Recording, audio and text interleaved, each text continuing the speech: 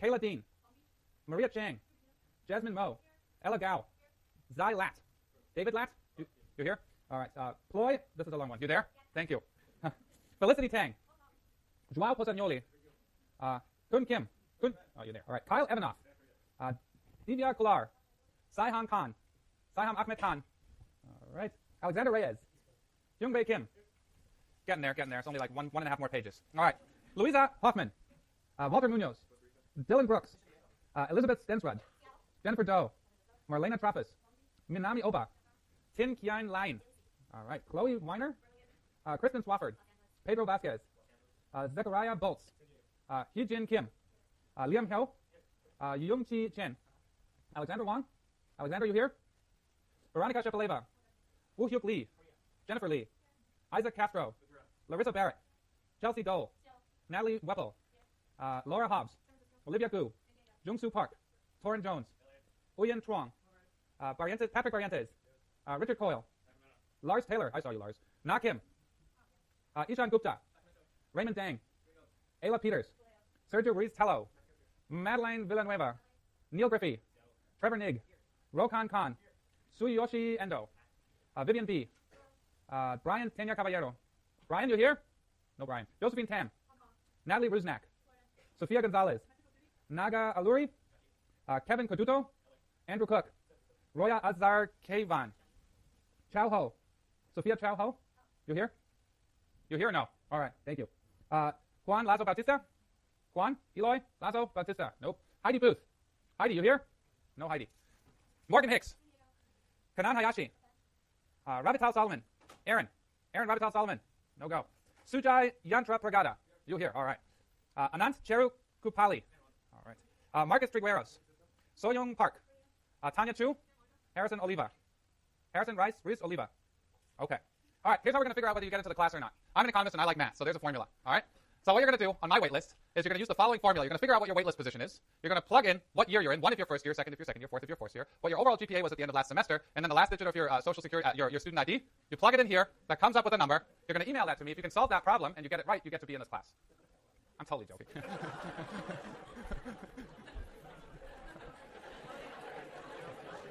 So here's how it's going to work.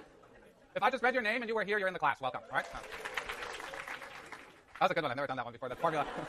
I sat there last night. Maybe that little bit of scotch I had while I was writing this wasn't a good idea. There's a couple of you enrolled in a class called 206. That's for graduate students only. I didn't read your names. I'm going to check that you're actually a graduate student. If you are, don't worry about it. You're in the class. All right? So this is just for the 206 students. Undergrads, do not enroll in 206 because I will kick you out. Okay? That's the way it goes. So a couple more things, and then we're actually going to do a little bit of economics today. So there's these rumors. Oh, Alzheimer's easy. I get an easy A. I don't like to be called an easy A. All right? It's bad for your reputation. So I went to Cal Answers and looked at who gives easy A's. I think so. So red is A, blue is A plus, and green is A minus. So there's a much smaller share of A's in IS 100 than there is in business, Econ 101A, and Econ 100A. So I'm not nice. Okay. I'm just shooting for a B plus anyway. So for the share of B's here, you know, not okay. You could be doing all right there. So, but why shoot for a B? You should always shoot for an A, right? So, histograms. This is the average GPA calculated across all the grades given in the class. I know you can look these up when you enroll for classes now, which I just think is the dumbest thing we've done as an institution ever, is give students the grade distribution when they sign up for classes. But this is what it looks like. So if you're here for an easy A, good luck. All right? That's the way it goes. Class participation, I'm not going to be here and lecture at you and you can take a nap and then listen to it on iTunes when you wish. There's going to be interactions. I throw chocolate at you. I ask you questions. I expect you to answer questions. You don't have to answer them right. I promise I won't laugh at you or make fun of you in front of your friends. All right? But let's have this be a little bit more of a dialogue than the average econ class. If you have issues with anything, the microphone's not on, please do yell, Max, the microphone's not on. Give me feedback. I want this to be a good experience. You're paying thousands of dollars to be in this course. Let's have you learn something. Gradings. Exams. I write the exams. The GSIs don't write the exams. So if you hate the exams, hate me. Don't hate the GSIs. There are ungraded problem sets in this course, which I expect you to do. You don't get the answer keys to them because I want you to figure out how to solve problems. I don't want you to become good at looking at answer keys and then realizing how to solve the problem ex post. I want you to pick up a hard problem and work through it until you've got it. And then a week before the midterm, I'm going to give you answer keys to the problem sets. All right? They're on the internet, I'm sure, at one of these stupid websites that makes life harder for me. But if you want to look at it, you're missing the point. Right? Try and solve these problems. Go to sections, and we will help you get them right. If you have issues with the way we grade anything, I deal with those disputes. Nobody else. Right? Don't like the GSIs. You have 1 week after I hand back an exam to dispute your grade in writing.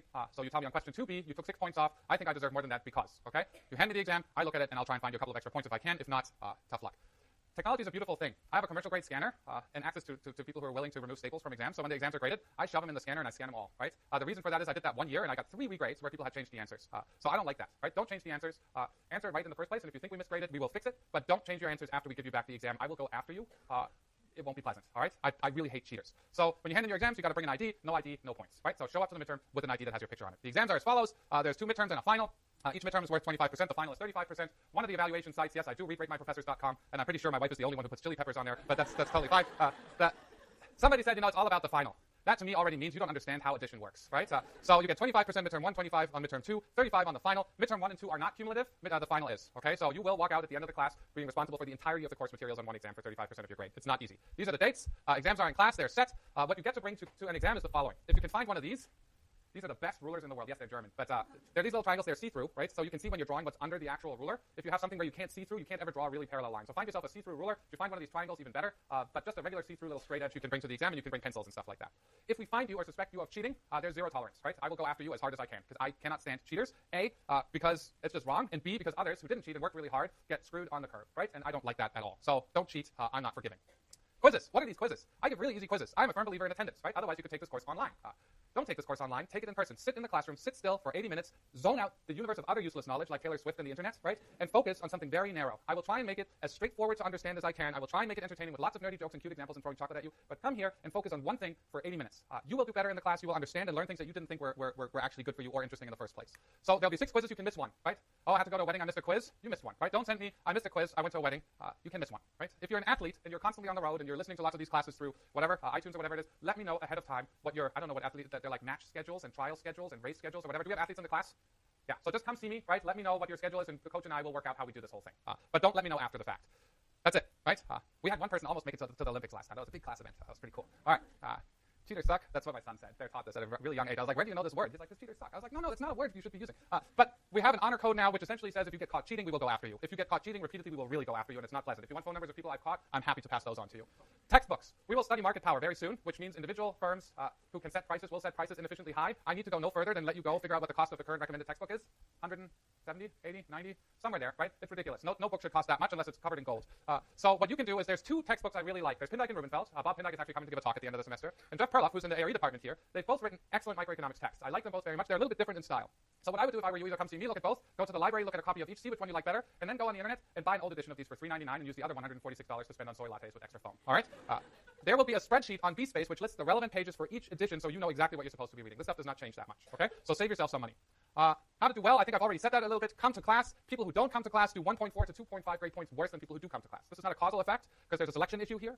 Maybe worse students just don't go to class, but people who come to class do better. Even if you attend half the classes, you do better. Plus, I'm giving you 15% of your grade on randomly scheduled quizzes as a reward to come to class. Go to your discussion sections. I teach you theory. The GSIs will teach you how to take that theory to actual problems and solve them. Guess what you're doing on the exams? Solving problems, right? So it'd be useful to learn how to take the stuff I teach you to problems. So go to your discussion sections. If there's a really tricky subject you don't understand well, maybe go to 2 in a week. I'm telling you right now, you're going to hate income and substitution effects. Lars, how do we like income and substitution effects? All right, I'm challenging. This is what it is. But the point here is there will be topics right here where you'll be like, what is happening, right? I don't understand a word of what Max is talking about. I understood everything he was talking about until now, but all of a sudden I'm lost. Go to multiple discussion sections, all right? Do expert problems. Read along in both textbooks. They're $3.50 a piece now, so buy both. And complete a few practice exams, which I give you. The most important thing, this stuff is cumulative. What I teach you in lecture 2 is important for lectures 3 onward. So if you miss one somewhere, you're going to fall apart, right? So it's not like, oh, we've only been here for 3 weeks, it's not so important to study. Study starting lecture 1.5 to 2, right? Read the book, do the problems, start getting used to the stuff because this stuff grows so quickly, and if you're a week or 2 behind, you'll be in trouble. Other issues, horrible things happen, right? I'm understanding, but if something horrible happens, somebody gets sick, somebody passes away, you need to leave town immediately, I need to see documentation. That's all I ask. An airplane ticket, a note, something like that tells me that something bad really happened to you. Because the stuff that happens the night before the midterm, I actually take a bet with my wife the night before the midterm how many phone messages I have of people who, there's a lot of very sick grandmas right before the midterm, unfortunately. So I'm going to ask for documentation just to be fair. If you get extra time on the exam, I put it on the syllabus. I unfortunately didn't put it right here. I would like to get the documentation by January 1st, 2015. All right, so January 3-1, if you get me your DSP documentation, you get extra accommodations during the exam. It'll all be done correctly. If I get it after that, I can't guarantee it. All right, so get to it. Why can't we be friends? You're my student. I like you already, right? You chose my class. I feel humbled. I'm going to help you learn economics if you don't fight me, okay? But I'm not going to be your Facebook friend. Since none of you are on Facebook, that's really not an issue anymore. You're on something. I don't know. I'm not going to pretend to be hip. But I'm not going to become friends with you. I have a Twitter handle, and I tweet lots of weird economics, environment, climate change stuff. You can follow my nerdy exploits there if you want, but I'm really boring. I blog on 2 sites, so if you go on my websites, there's 2 sites where I blog about environmental energy economics. If you like that stuff, follow me there. All right, questions? That was a long time. I'm sorry, 50 minutes. No questions? Sir?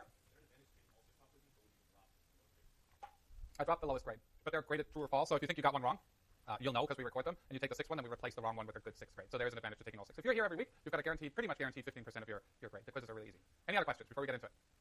One more point, right? Starting next lecture, you can't sit on the stairs, all right? I get yelled at by the fire marshal for this over and over and over again. There's enough seats for everybody to be here today, you're okay. But starting next lecture, you've got to be in a seat, right? No more windowsills, stairs, and so on. You should be comfortable. These are fancy seats, right? People will get up for you and let you move in and so on, but you can't sit in the stairs. Because if there is an emergency and people need to run out or somebody needs to run in, this is an issue. All right. This is a bad slide here, but this is the last cheesy German humor for today, and then we'll get into it, right? I really do believe, as I said in the beginning, that understanding the basics of what economics is and what it isn't is really important, right? Economics parties are incredibly boring. I think John, Josh, and Sam have been to enough of those that it's shocking how nerdy we are. I was just in Boston with 12,000 economists. The nerd factor, maybe only at the American Mathematical Association, was higher than at the econ meetings. We're a nerdy crowd. So it's not necessarily a really social profession, but if you're thinking about going to graduate school in anything like law, business, or economics, taking undergraduate economics classes is a really, really useful preparation and will increase your probability of getting in. You will make more money than many other undergraduate majors if you actually major in that stuff. So political economy, earnings for graduates are actually pretty good. It might help you run a business a little bit better, but I think the most important reason for taking at least one intermediate economics class is to be able to vote intelligently and understand issues. Are minimum wages good or bad, right? What do they do? What does rent control do, right? What about NAFTA? What about a flat tax? What does that actually mean, right? Why is Microsoft bad? Why is one firm setting prices bad for society? Why do we have antitrust regulations? Why is pollution bad? And why is having no pollution at all not socially optimal either, right? Why are tax cuts good or bad? Will they raise tax revenue or won't they? Import restrictions. Should we ban Chinese-made solar panels from being imported into the U.S.? Should we ban the imports of French wine? What are the economic consequences? So anytime I do stay in a lot of hotels because I travel a lot, and I turn it to CNN or the other channel or a bunch of these, where there's like talking heads, and they always use these words and they throw around these key terms, and it's quite clear to me that most of them don't understand the basic economics of anything they're actually talking about, right? It's all just keywords thrown at the screen without actually having digested what any of these policies mean and what the implications for human welfare actually are. And this is what, to me, it all comes down to, right? Economics, to me, is a social science that shows us, and I've said this once already, twice maybe, I'm going to say it a third time, how individuals make choices in the face of scarcity, right? Does anybody here not know what scarcity is? Everybody here has experienced scarcity in some way. Even if you won the lottery last week, $275 million, I think it was, or something like that. Do you no longer face scarcity? What's scarce for everyone? Time, right? There's 24 hours in a day for everybody, and some live longer than others, but in general, we all experience 24 hours in a day, and we have to choose how we allocate those 24 hours. So scarcity, we're often led to believe, simply deals with the amount of money at your disposal that you can spend on clothes and cell phones and food and schooling for your kids and donate to good causes and so on. But really, scarcity, to me, is something more fundamental than that, right? It all starts with the fact that we are born and we have 24 hours in one day, and we have to decide how to allocate those 24 hours amongst competing uses, right? Some of those uses generate revenue in the form of wages, which we then spend on other stuff. Some of them don't generate on any revenue, right, that we can spend on other stuff, sleeping. Some of them are really, really hard work and don't generate any revenue either, right? If you choose to decide to stay home with your child, you forego market wages and you take care of your child. So how do you make decisions between these competing uses, and what does this mean for your consumption patterns as an individual and the aggregate consumption patterns as a society? That, to me, is a really interesting question. There's no other social science, I would argue, that's better suited to study that question. This is at the core of what we do, and we do, I think, a pretty good job at explaining how people make choices. Do our models make perfect predictions for everyone every time?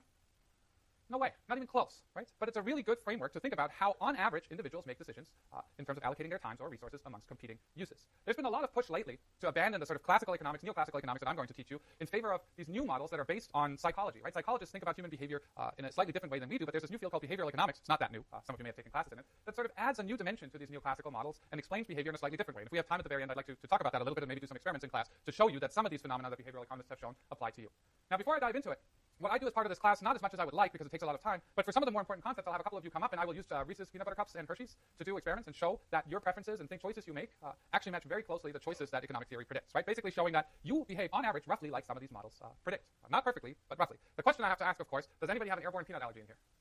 If you do, send me an email, because I throw a lot of Reese's around and I don't want anybody getting sick in here. One of my kids' friends has that and it's really terrifying. Okay.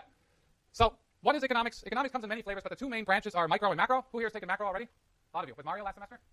Yeah. All right, good. I used to teach that class, and then I started running international area studies, and I said, you get one class off. Macro was the first thing I dumped. I wasn't great at it. I kept on questioning the models, and the students were like, why do you keep on questioning what you teach? Because I am highly skeptical of some of these models. But that's a different story, and I'm happy to talk to you about that over coffee. So what is economics? Micro deals with the micro thing. So a zoom lens at really individual choices you make, or just individuals at one point in time or a few points in time, and explaining what the choices the individual makes at that point in time between a limited number of things they could choose from. But it really deals with the micro level, one individual or two individuals at the firm level, one firm or two firms, and really explaining how these agents make choices in a world of scarcity. The cool part to me is once we're done building up this model of how these individual agents make choices, we're going to have pictures and moving things, I'm going to bring in a laser, it'll be really exciting. But once we've built up this behavior of these individual agents, we're going to replicate them, right? We're going to have a bunch of each, and we're going to put them together in markets and see what happens. And that's going to give rise to supply